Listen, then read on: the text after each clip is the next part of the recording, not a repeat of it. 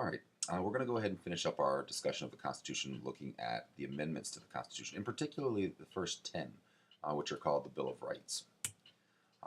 There are a total of 27 amendments to our United States Constitution, the most recent being ratified in 1992, but the first 10 are probably what received the most attention. Collectively, together, they're known as the Bill of Rights. The Bill of Rights includes things like freedom of speech, the First Amendment also including the freedom of religion, Second Amendment right to bear arms. We are guaranteed the right to a speedy trial.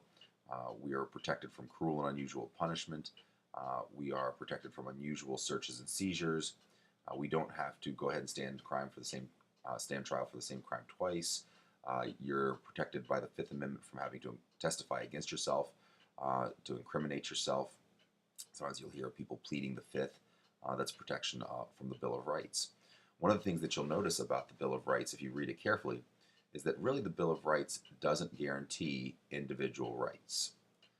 It doesn't give individual rights, I should say. It would be a better phrasing. It doesn't say, hey, you have the right to free speech. It doesn't say, hey, you have the right to practice your religion. Rather, the Bill of Rights are what are referred to as negative rights, meaning that they're really restrictions on the government. The Congress shall not pass any law respecting the establishment of religion. It's a restriction on Congress. And because Congress can't do anything to prohibit the free exercise of religion, we have free religion. We have freedom of religion under the Constitution. So again, the difference there is really important because the folks who wrote this in particular, like James Madison, he was the actual author of the Bill of Rights, and the Congress who debated it, altered it, amended it, and ratified it, or not ratified it, proposed it, I should say, they believed our rights were God-given, as is expressed in the Declaration of Independence, that we had these rights not because the government said we had them, but rather because we were born, because they were innate to us. God gave them to us. And so the Bill of Rights, they really were hesitant to have any piece of paper that said you have these rights because they didn't want them to be perceived as being given to us by the government. Because if they were given to us by the government could arbitrarily choose to take them away. So therefore they limited the government. They said, again, so by limiting the government, by the government not being allowed to pass rules about religion, let's say, then we have the freedom to exercise our religion as we see fit. And that's really the Bill of Rights. The 14th Amendment, there are certainly other amendments. The 14th is very notable. We have the Due Process Clause and the Equal Protection under the Law Clause in the 14th Amendment. Another pretty controversial amendment, actually, is passed immediately following the Civil War.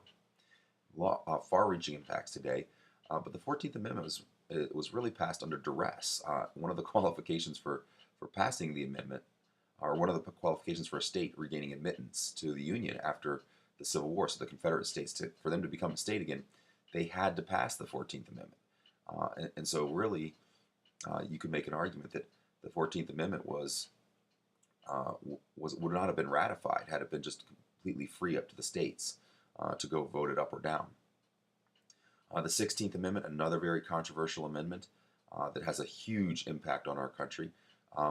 It's what really provides for the income tax, where the government can tax us directly. Prior to the passage of the 16th Amendment, most of the government's fundraising came from taxing imports.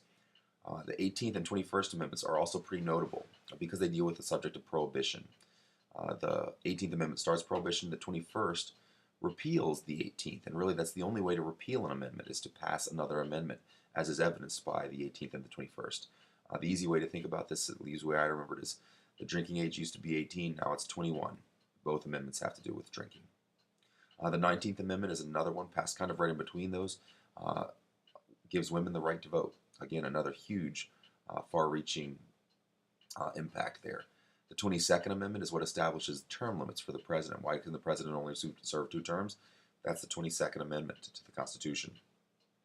And then the 27th Amendment, which is probably the most unusual, is the most recently one, the one that's most recently been passed in 1992. It was actually proposed in 1789 by James Madison and ratified by a few of the states, but not enough to make it part of the Constitution. And then it wasn't until 1982 that it was actually brought back to the attention of the states, and then it took 10 years for the amendment to actually be ratified. It was there was a a paper written by an undergraduate student at the University of Texas about how amendments didn't have like a time limit. And the paper was actually given a C because the professor said it was unrealistic. The student took exception to that, and he started a letter writing campaign to all the different state legislatures. And after 10 years, the amendment was ratified. 10 years after his letter writing campaign, so over 200 years after it was first proposed. And so it's kind of probably one of the more unusual passages, but it limits the pay of Congress, is what the amendment does. Anyway, that's it.